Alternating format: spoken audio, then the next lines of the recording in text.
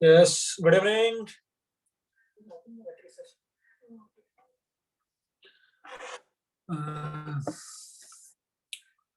In previous lecture of chemical bonding, we have discussed bond length, bond angle, hybrid state, and the geometry around central atom. In today's lecture, we'll continue the same chapter, chemical bonding, and we'll do something related to polarity of the molecule as a dipole moment. We'll do another term known as resonance here. So these two terms will cover up in today's lecture. So as per dipole moment is concerned,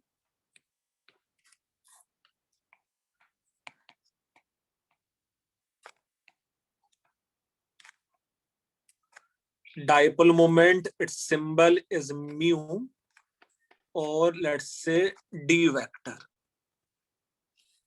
The meaning of dipole moment, you can say it is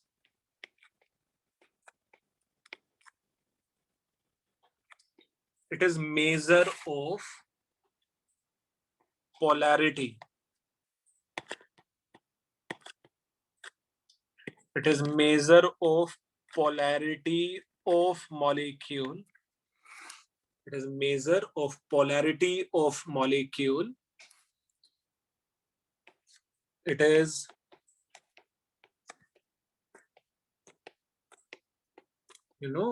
vector quantity for which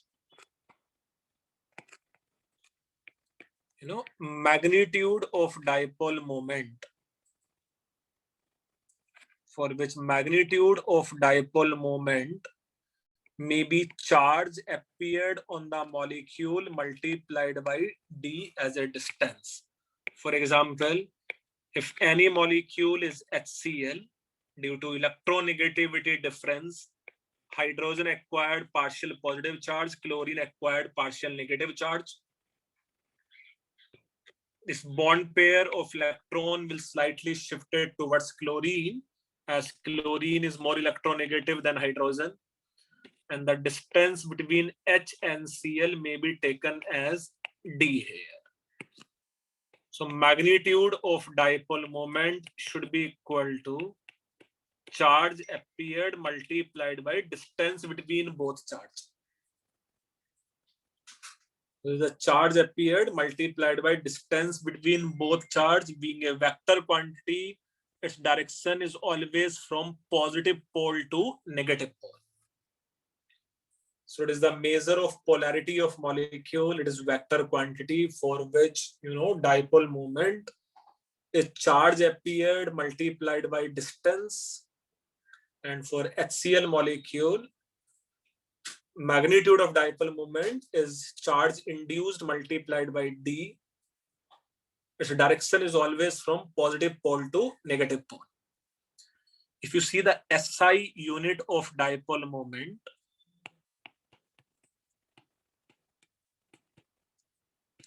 SI unit of dipole moment should be charge appeared has to be in coulomb and distance has to be taken in meter. So its SI unit of dipole moment is coulombs meter. This is another smaller unit is dBi. It is represented by capital D. So 1 dBi is approximately 3.33 into 10 to the power minus 30 coulombs meter.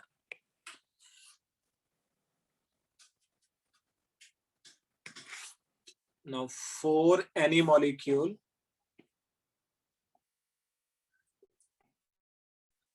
for any bond, you can say, for any bond, if dipole moment is 0,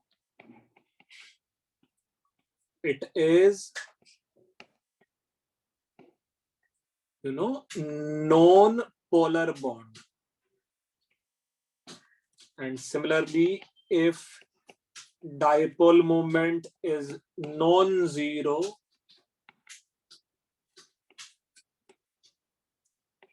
given bond will be polar bond. For any bond, if dipole moment is 0, it is non-polar bond. And if dipole moment is non-zero, the bond will be polar bond.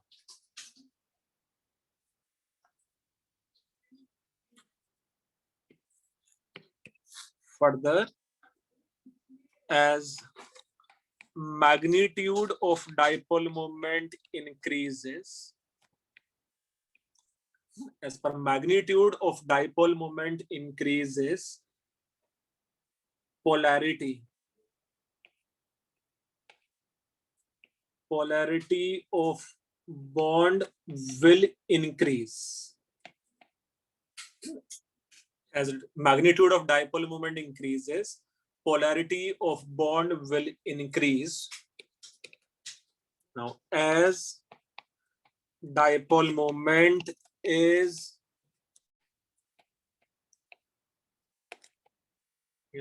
vector quantity. As dipole moment is vector quantity, and thus, net dipole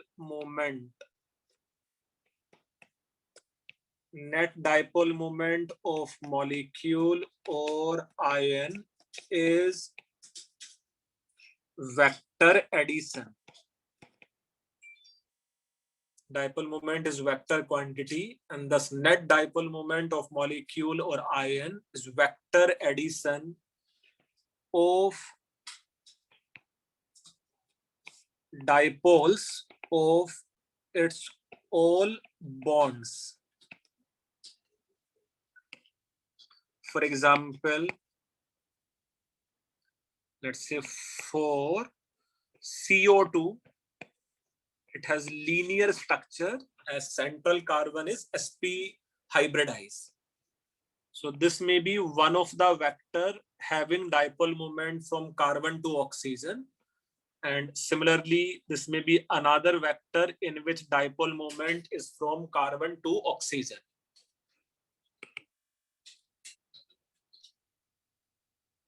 As both vector are anti-parallel and having same magnitude, so net vector addition has to be 0. Same in the case of, let's say, BF3. It has 3 vectors at an angle of, it has 3 vectors at an angle of 120 degree each. And in this case, dipole moment is also found to be 0. 3 equal vectors at 120 degree of each, their net dipole moment should be 0.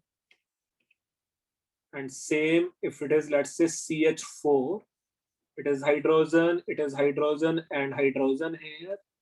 This is the direction of dipole moment is, let's say, towards carbon. In this case, it is towards carbon and towards carbon, towards carbon. It is perfectly symmetrical structure. Again, in this case, dipole moment should be 0. So you can say all symmetric molecules,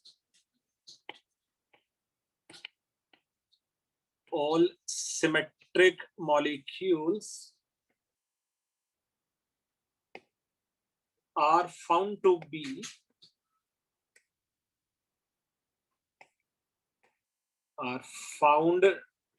be non-polar,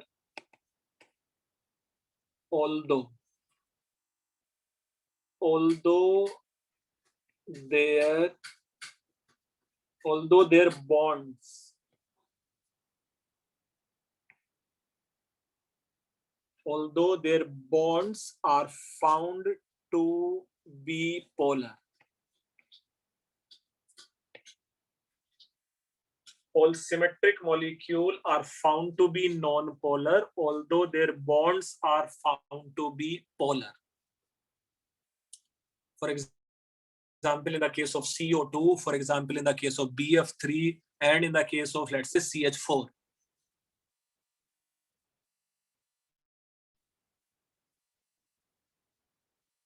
Further,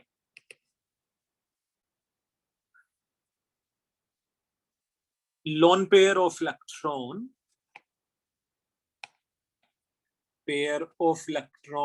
also contribute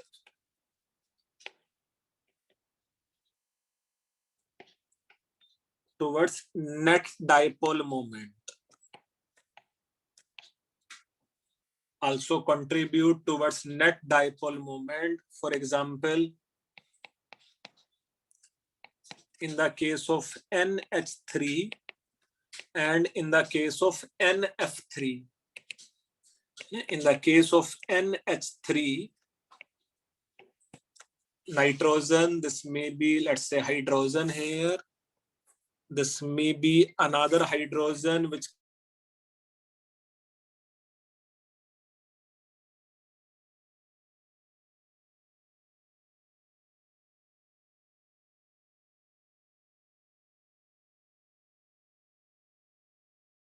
case of, let's say, NF3 having lone pair of electron here, it is fluorine. It's another vector which is coming outward, and let's say this is the fluorine going inside the surface of bond. In this case, direction of dipole moment of lone pair will be towards lone pair, as nucleus of nitrogen having positive charge and electrons are separated from nucleus. So direction of dipole moment will be from nucleus to these bonded electrons. Similarly, so direction of dipole moment of lone pair will be towards lone pair, which is away from nitrogen. The direction of dipole moment of, let's say, NH bond is towards nitrogen, and let's say towards nitrogen. And their net dipole moment should be, let's say, upward. So this is correspond to, dipole moment of bond pair. This may be, dipole moment of lone pair of electron. In this case, this is the direction of dipole moment of lone pair, and this will be the direction of dipole moment of, bond pair of electron. In this case, it is direction of, bond pair of electron, and it is correspond to, lone pair of electron. So in the case of NH3, we have additive. The net dipole moment of NH3 should be equal to technically dipole moment of lone pair plus, dipole moment of bond pair. But in the case of NF3, the net dipole moment of NF3 should be equal to direction of dipole moment of lone pair minus direction of dipole moment of bond pair. So one consists additive dipole moment, another consists subtractive, let's say, dipole moment.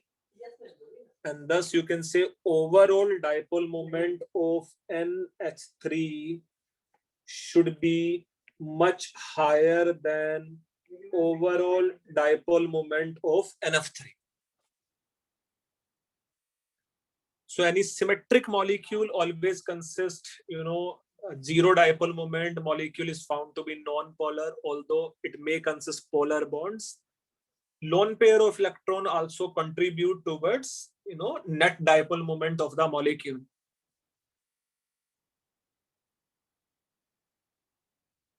More important thing is just to revise dipole. As dipole moment increases, polarity of bond will increase, and dipole moment is the vector quantity. The net dipole moment of molecule or ion is vector addition of dipoles of all its bonds. And one more point is, it is the measure of polarity of bond. It is vector quantity, in which, as per definition is concerned, dipole moment is nothing but charge appeared multiplied by distance between both charges. More important thing is to find out to find out, their percentage ionic character in a bond. So percentage ionic character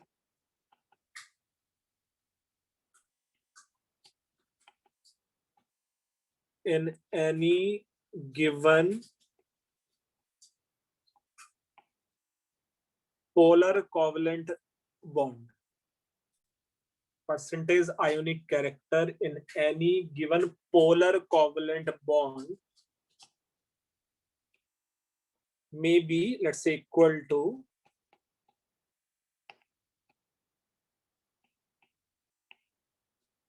percentage ionic character is, theoretical dipole moment, the actual dipole moment of the molecule, actual dipole moment divided by, theoretical dipole moment, assuming it as 100% ionic, assuming it as 100% ionic multiplied by 100. It is just the meaning of percentage ionic character. For example, dipole moment of HCl. For example, dipole moment of HCl equal to, let's say, 2.4 divi, and bond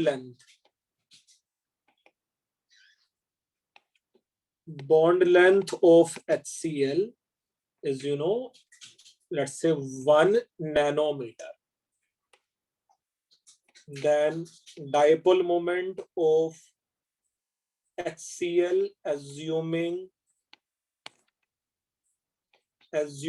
it as 100% ionic, should be equal to, it is 2.4 divi whole divided by 1.6 into 10 to the power minus 19 coulomb should be the charge appeared if we assume HCl as 100% ionic, plus 1 minus 1 multiplied by distance as 10 to the power minus 9 meter. You have to convert this divi into coulombs meter, so this need to be multiplied by 3.3 into 10 to the power minus 30 coulombs meter and multiplied by 100. So you have to convert both dipole moment in the same unit of coulombs meter. So to convert divi into coulombs meter, you need to multiply it by 3.3 into 10 to the power minus 30. And total charge multiplied by distance will be 1.6 into 10 to the power minus 19 coulomb multiplied by distance between both charges. Overall, it comes out to be 2.4 multiplied by 3.3 whole divided by 1.6, and then this should be the percentage ionic character technically. So you can say it is nothing but 3, it is nothing but 2. So it comes out to be nearly around 5% is the percentage ionic character of HCl, assuming its dipole moment is found to be 4.8 divi. So I'm repeating again, dipole moment, it is the measure of polarity of the bond. It is measure of polarity of the bond. It is the measure of how much is the percentage ionic character in a given covalent molecule, in a given covalent bond. Apart from dipole moment, the next topic of today's lecture is going to be, let's say, resonance. So you can say for few molecules,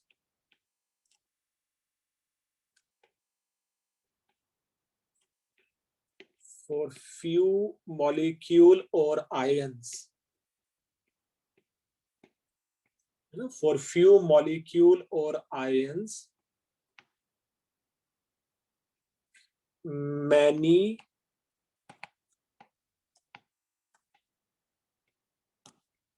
Lewis structures are required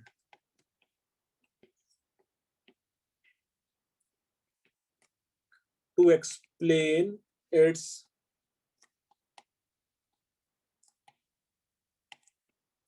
all properties.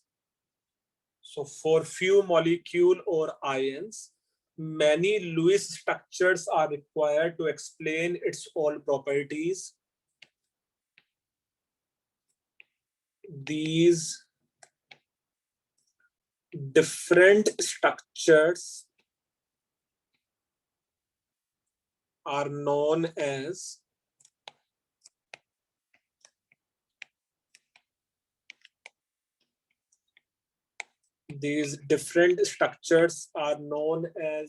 resonating structures, or resonance contributor.